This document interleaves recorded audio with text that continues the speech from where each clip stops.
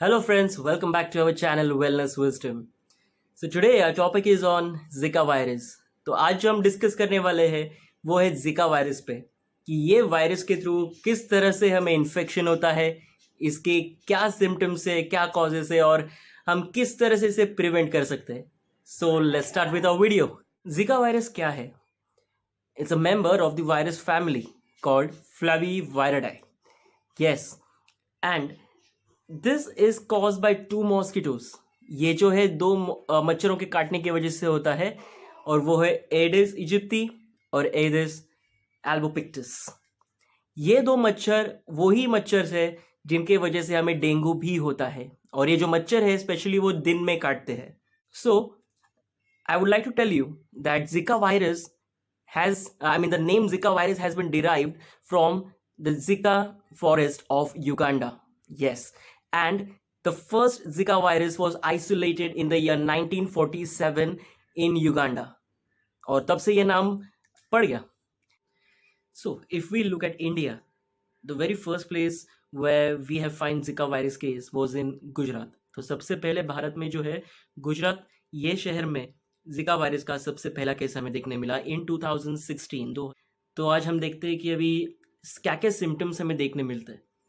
वैसे देखा जाए तो ये केसेस में आपको कोई सिम्टम्स इधर दिखते ही नहीं और अगर दिखते भी है तो माइल्ड सिम्टम्स दिखते हैं. Symptom now what happens is from the time a person gets infected, जब एक टाइम होता है वो पर्सन को इन्फेक्शन हो जाता है फ्रॉम 3 to 14 days. इसके बाद 3 से 14 दिन के बाद जो है ये माइल्ड सिम्टम्स देखने मिल सकते हैं. और ये माइल्ड सिम्टम्स क्या है? फर्स्ट इज फीवर यानी बुखार आना. सेकंड इज हेडेक यानी सर दर्द करना. Third is rashes on your skin, हमें स्किन पे रैशेस दिखने मिलते हैं. नेक्स्ट इज जॉइंट पेन, हमारे जॉइंट जो भी जॉइंट्स है हमारे वहाँ पे हमें पेन होता है. Plus the next is muscle pain, हमारे मसल्स भी दुखने लगते हैं.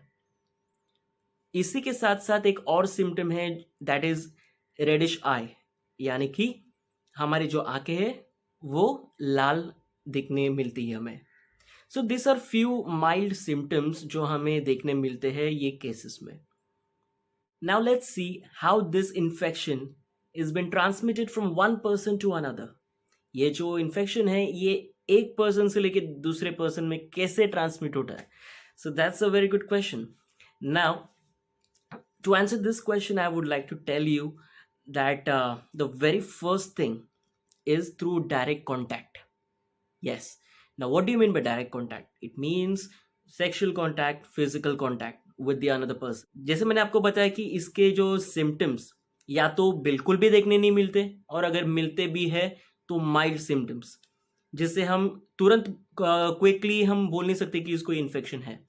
सो कुछ लोग जो है they act as a carrier, वो निकलते तो है घर से बाहर सबके साथ लेकिन उनको पता नहीं रहता उनके अंदर वो इन्फेक्शन है और इनडायरेक्टली उनके थ्रू आपको ये इन्फेक्शन होने के चांसेस है.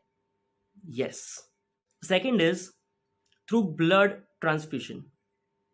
Now what happens is there are many times, बहुत बार ऐसे होता है कि हमें खून की ज़रूरत पड़ती है या किसी और को खून की ज़रूरत पड़ती है, तो इधर वी टेक ब्लड और we give the blood to the other person who is in need.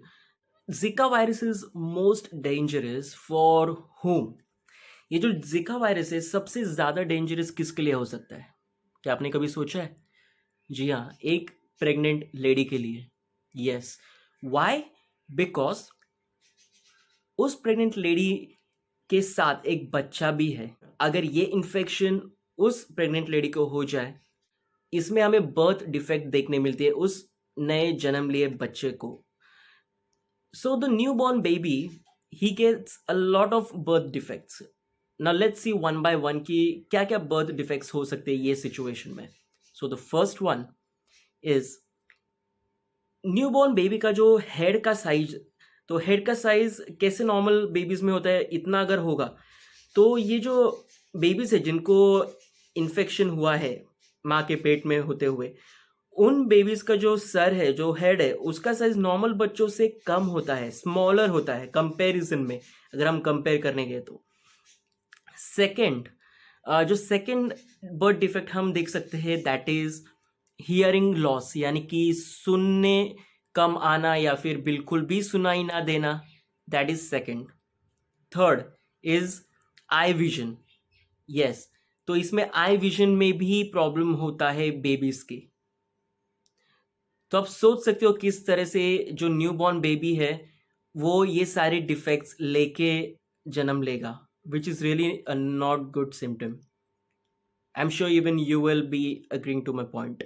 You can also see the photos of those of already affected newborn babies.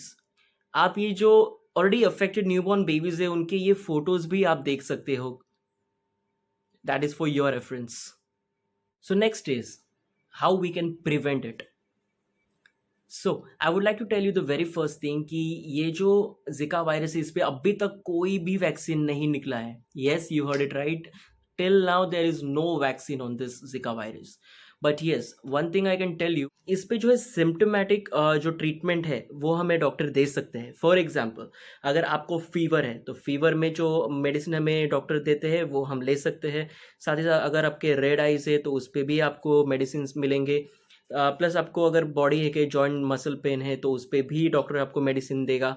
So that is the treatment that you can take. Along with that आपको कुछ prevention steps लेना है. What you can do is, सबसे पहले तो हमें मच्छरों से बचना है. ये सबसे पहले अगर आप ये मच्छरों से बचोगे तो आपको ये सारी डिजीज से दूर रहेंगे. और इसी के लिए मैंने जो एक वीडियो अपलोड की है हमारे चैनल पे, जिसको आप पूरी तरह से ठीक से देख सकते हो, जिससे आपको ज़्यादा से ज़्यादा इन्फॉर्मेशन मिलेंगी कि आप इन मच्छरों से कैसे बचो.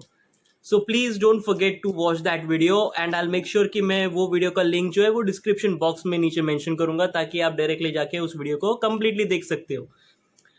और इसी के साथ साथ I really want to thank you each one of you for watching this video. And still if you have any questions, any doubts, अगर आपको कोई भी हो तो प्लीज़ नीचे कमेंट बॉक्स में आप ज़रूर मुझे पूछे, और as soon as possible I will try to answer your all questions. So I really appreciate that, and feel free anytime to talk to me. Thank you so much for watching this video. Please stay safe and please take care of your family. Thank you. Have a great day.